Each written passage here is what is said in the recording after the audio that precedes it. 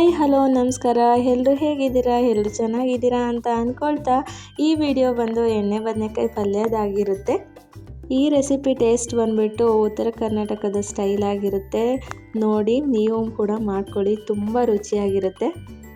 First ಒಂದು ಪ್ಯಾನ್ನ ಬಿಸಿ ಮಾಡಿಕೊಂಡು ಸ್ವಲ್ಪ ಎಣ್ಣೆ ಹಾಕ್ಕೋಬೇಕು. ಇದಕ್ಕೆ ಸ್ವಲ್ಪ ಎಣ್ಣೆ ಜಾಸ್ತಿನೇ ಹಾಕಬೇಕು. ನಂತರ ಸ್ವಲ್ಪ ಜೀರಿಗೆ, ಸ್ವಲ್ಪ ಸಾಸಿವೆ, ಒಂದು ಗೆಡ್ಡೆ ಜಜ್ಜಿ ಇಟ್ಕೊಂಡಿರೋ ಅಂಥ ಬೆಳ್ಳುಳ್ಳಿ ಮತ್ತು ಸ್ವಲ್ಪ ಹಿಂಗು ಎಲ್ಲ ಹಾಕಿ ಚೆನ್ನಾಗಿ ಬಾಡಿಸ್ಕೋಬೇಕು. ನಂತರ ಇಲ್ಲಿ ಸ್ವಲ್ಪ ಕರಿಬೇವಿನ ಸೊಪ್ಪು ಹಾಕ್ತಾಯಿದ್ದೀನಿ. ಕರಿಬೇವಿನ ಸೊಪ್ಪು ಸ್ವಲ್ಪ ಹಸಿದಿದ್ರೆ ಇನ್ನೂ ಚೆನ್ನಾಗಿರುತ್ತೆ, ಫ್ರಾಗ್ನೆಸ್ ಎಲ್ಲ ಚೆನ್ನಾಗಿರುತ್ತೆ. ನಾನಿಲ್ಲಿ ಒಣಗಿರೋ ಕರಿಬೇವಿನ ಸೊಪ್ಪು ಹಾಕ್ತಾಯಿದ್ದೀನಿ. ಅದನ್ನು ಕೂಡ ಎಲ್ಲ ಚೆನ್ನಾಗಿ ಎಣ್ಣೆಯಲ್ಲಿ ಮಾಗಿಸ್ಕೊಂಡು ನಂತರ ಚಾಪ್ ಇಟ್ಕೊಂಡಿರೋ ಅಂಥ ಈರುಳ್ಳಿನ ಹಾಕಬೇಕು.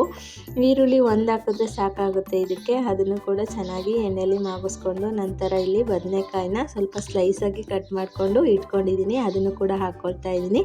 ನೀವು ಬೇಕಾದರೆ ಎಣ್ಣೆ ಬದನೆಕಾಯಿಗೆ ಬದನೆಕಾಯಿ ಕಟ್ ಮಾಡ್ತಾರಲ್ವ, ರೌಂಡ್ ದಪ್ಪನೇ ಇರುತ್ತಲ್ವ, ಆ ರೀತಿ ಕಟ್ ಮಾಡ್ಕೋಬೋದು. ಆದರೆ ನಾನಿಲ್ಲಿ ಸ್ಲೈಸಾಗಿ ಕಟ್ ಮಾಡ್ಕೊಂಡಿದ್ದೀನಿ. ನಮ್ಮ ಮನೆಯವ್ರಿಗೆ ಆ ಥರ ಇದ್ದರೆ ಇಷ್ಟ ಆಗಲ್ಲ. ಈ ಥರ ಇದ್ದರೆ ಸ್ವಲ್ಪ ಚೆನ್ನಾಗಿರುತ್ತೆ, ಇಷ್ಟಪಡ್ತಾರೆ ಅಂತ ಹೇಳಿ ಈ ಥರ ಸ್ಲೈಸಾಗಿ ಕಟ್ ಮಾಡಿಕೊಂಡು ನಂತರ ಅದಕ್ಕೆ ಸ್ವಲ್ಪ ಟೊಮೊಟೊನೂ ಕೂಡ ಸ್ಲೈಸಾಗೆ ಕಟ್ ಮಾಡ್ಕೊಂಡಿದ್ದೀನಿ ಎಲ್ಲನೂ. ಹಾಗಾಗಿ ಅದನ್ನು ಕೂಡ ಎಣ್ಣೆಯಲ್ಲಿ ಚೆನ್ನಾಗಿ ಬಾಡಿಸ್ಕೋಬೇಕು ನಾವು. ಅದು ಬದನೆಕಾಯಿ ಪಲ್ಯ ಆಗಿರೋದ್ರಿಂದ ಬದನೆಕಾಯಿ ಸ್ವಲ್ಪ ಎಣ್ಣೆಲೇ ಚೆನ್ನಾಗಿ ಮಾಗಿದ್ರೆ ಒಳ್ಳೆ ರುಚಿ ಕೊಡುತ್ತೆ, ಟೇಸ್ಟ್ ಕೂಡ ತುಂಬ ಚೆನ್ನಾಗಿರುತ್ತೆ. ನಂತರ ಎಲ್ಲ ಬಾಡಿಸ್ಕೊಂಡು ರುಚಿಗೆ ತಕ್ಕಷ್ಟು ಉಪ್ಪು ಹಾಕ್ಕೊಂಡು ನಂತರ ಸ್ವಲ್ಪ ಅರಿಶಿನ, ಸ್ವಲ್ಪ ಖಾರದ ಪುಡಿ,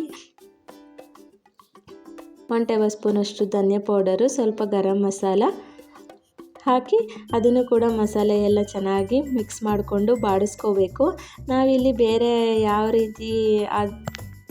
ಯಾವುದು ಶಾಪಲ್ಲಿ ಸಿಗೋವಂಥ ಮಸಾಲೆಗಳನ್ನ ಯೂಸ್ ಮಾಡ್ತಾಯಿಲ್ಲ, ಜಸ್ಟ್ ಗರಂ ಮಸಾಲ ಒಂದೇ ಯೂಸ್ ಮಾಡ್ತಾ ಇರೋದು. ಅದನ್ನು ಹಾಕಿ ಎಲ್ಲ ಚೆನ್ನಾಗಿ ಬಾಡಿಸ್ಕೊಂಡ್ಮೇಲೆ ಸ್ವಲ್ಪ ಹುಣಸೆ ಹುಳಿ ಹಾಕ್ತಾಯಿದ್ದೀವಿ. ಹುಣಸೆಹಣ್ಣು ಈ ಪಲ್ಯಕ್ಕೆ ಅಥವಾ ಈ ಗ್ರೇವಿಗೆ ತುಂಬ ರುಚಿ ಕೊಡುತ್ತೆ ಅಂತ ಹೇಳ್ಬೋದು.